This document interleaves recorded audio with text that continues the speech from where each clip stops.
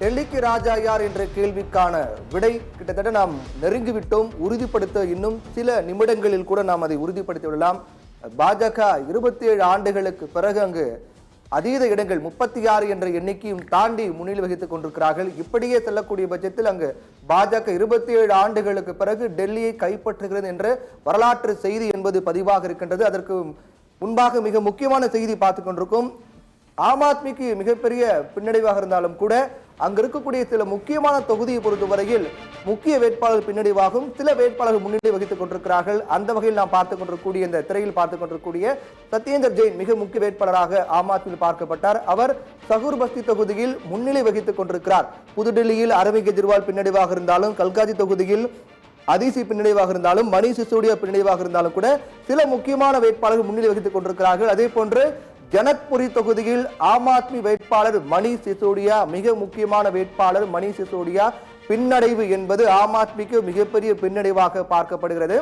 இந்த சட்டமன்ற தேர்தலில் ஆம் ஆத்மிக்கு மக்கள் பின்னடைவான தீர்ப்பை கொடுத்திருந்தாலும் கூட மிக முக்கியமான வேட்பாளர்களையும் அவர்கள் புறக்கணித்திருக்கிறார்களா என்ற கேள்விதான் இந்த தேர்தல் முடிவுகள் நமக்கு எழுப்புகின்றன. அதை தொடர்ந்து புதுடெல்லி சட்டமன்ற தொகுதியில் கடந்த சட்டமன்ற தேர்தலை பொறுத்தவரையில் 21,000 வாக்குகள் வித்தியாசத்தில் அரவிந்த் கெஜ்ரிவால் வெற்றி பெற்றார். ஆனால் அதே தொகுதியில் மீண்டும் போட்டியிட்ட அரவிந்த் கெஜ்ரிவால் 2020, 2025 என 2 முறை வெற்றி பெற்ற அவர் இந்த முறை பின்னடைவு. அதே போன்று கல்காஜி தொகுதியில் காங்கிரஸ் வேட்பாளர் அல்கா லம்பா பின்னடைவு சந்தித்திருக்கிறார். அந்த தொகுதியில் ஆம் ஆத்மி வேட்பாளரும் பின்னடைவு, அதே போன்று காங்கிரஸ் வேட்பாளரும் பின்னடைவு. அங்கு பாஜக வேட்பாளர் முன்னிலை வகித்துக் கொண்டிருக்கிறார். பாஜகவுக்கான ஒரு அங்கீகாரமாக இந்த சட்டமன்ற தொகுதி என்பது மாறுகின்றது. கல்காஜி தொகுதியில் 11,000 வாக்குகள் வித்தியாசத்தில் கடந்த சட்டமன்ற தேர்தலில் அதிசி வெற்றி பெற்றார்.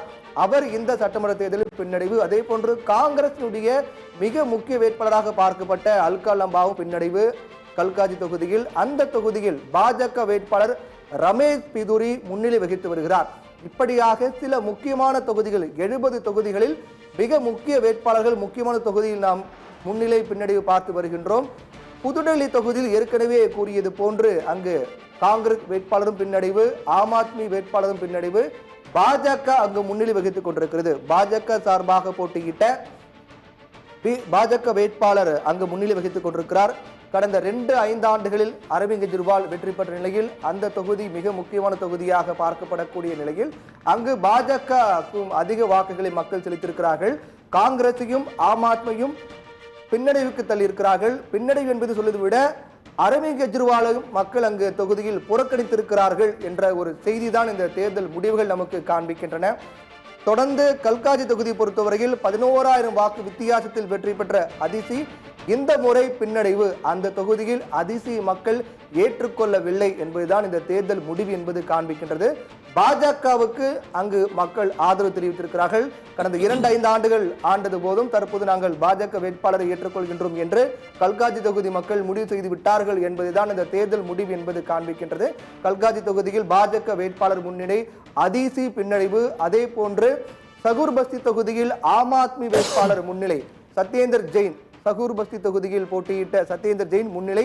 மற்ற மிக முக்கியமான வேட்பாளர் பின்னடைவு இருந்தாலும் கூட ஆம் ஆத்மி முக்கிய வேட்பாளராக பார்க்கப்படக்கூடிய ஒருவர் சத்யேந்தர் ஜெயின் அவர் முன்னிலை வகித்துக் கொண்டிருக்கிறார். ஜனக்புரி தொகுதியில் ஆம் ஆத்மி பின்னடைவு மிக முக்கிய தொகுதியாக பார்க்கப்படக்கூடிய ஜனக்புரி தொகுதியில் ஆம் ஆத்மி பின்னடைவு. அங்கு பாஜக வேட்பாளர் மணீஷ் சிசோடியா, ஆம் ஆத்மி வேட்பாளர் மணீஷ் சிசோடியா பின்னடைவு. பாஜக வேட்பாளர் அங்கு முன்னிலை வகித்துக் கொண்டிருக்கிறார். அந்த தொகுதியும் மக்கள் பாஜகவுக்கு கொடுக்கின்றோம் என்று முடிவு செய்து விட்டார்கள் என்பதுதான் இந்த தேர்தல் முடிவு என்பது காண்பிக்கின்றது. இப்படியாக 70 தொகுதிகளுக்கான முன்னிலை நிலவரங்கள் தெரிய வந்திருக்கின்றன. கிட்டத்தட்ட பாஜக அங்கு தனிப்பெரும்பான்மையோடு ஆட்சி அமைப்பதற்கான சூழலை நோக்கி சென்று கொண்டிருக்கின்றது. இன்னும் நேரம் செல்ல செல்ல அங்கு நிலவரங்கள் மாறுமா, மீண்டும் போட்டி என்பது கடுமையாகுமா என்ற கேள்விகளாம் நமக்கு விடை கிடைத்துவிடும். அதற்கு இடையில் பாஜக 43 இடங்களிலும் ஆம் ஆத்மி 26 இடங்களிலும் முன்னிலை வகித்துக் கொண்டிருக்கிறார்கள். வித்தியாசமே மிகப்பெரிய வித்தியாசமாக பார்க்கப்படுகிறது. 36 தான் மேஜிக் எண். 70 தொகுதிகள் கொண்ட டெல்லி சட்டமன்றத்தில் 36 தான் தனிப்பெரும்பான்மை. 36 இடங்கள் பெற வேண்டும் ஆட்சி அமைக்க. 36 இடங்களையும் தாண்டி பாஜக சென்று கொண்டிருக்கிறது. 43 இடங்களில் தற்போது வரையில் பாஜக முன்னிலை வகித்துக் கொண்டிருக்கிறது. 26 இடங்கள் ஆம் ஆத்மி. காங்கிரஸ் ஒரு தொகுதியில் முன்னிலை. இந்த வித்தியாசம் என்பதே மிகப்பெரிய வித்தியாசம். இது வரக்கூடிய அந்த வாக்கு எண்ணிக்கை முடிவில் ஒரு பெரிய அளவிலான மாற்றம் ஏற்படுவதற்கான வாய்ப்பு மிக மிக குறைவு என்பதுதான் இந்த வித்தியாசம் என்பது நமக்கு காண்பிக்கின்றது. ஆக 27 ஆண்டுகளுக்கு பிறகு டெல்லியை கைவசப்படுத்துகிறது பாஜக. நாடே தன் கைவசம் இருந்தாலும் கூட தலைநகர் என்பது தன்னிடம் இல்லாத இருப்பது என்பது பாஜகவுக்கு ஒரு கௌரவ பிரச்சனையாகவே பார்க்கப்பட்டது. அதற்கான பல்வேறு தேர்தல் வியூகங்கள் பிரச்சாரங்கள் பாஜக முன்னெடுத்தார்கள். அதற்கு பலன் கிடைத்திருக்கிறது என்பதுதான் இந்த தேர்தல் முடிவு என்பது காண்பிக்கின்றது. 43 இடங்களில் பாஜக முன்னிலை, 26 இடங்களில் ஆம் ஆத்மி முன்னிலை, ஒரு தொகுதியில் காங்கிரஸ் முன்னிலை.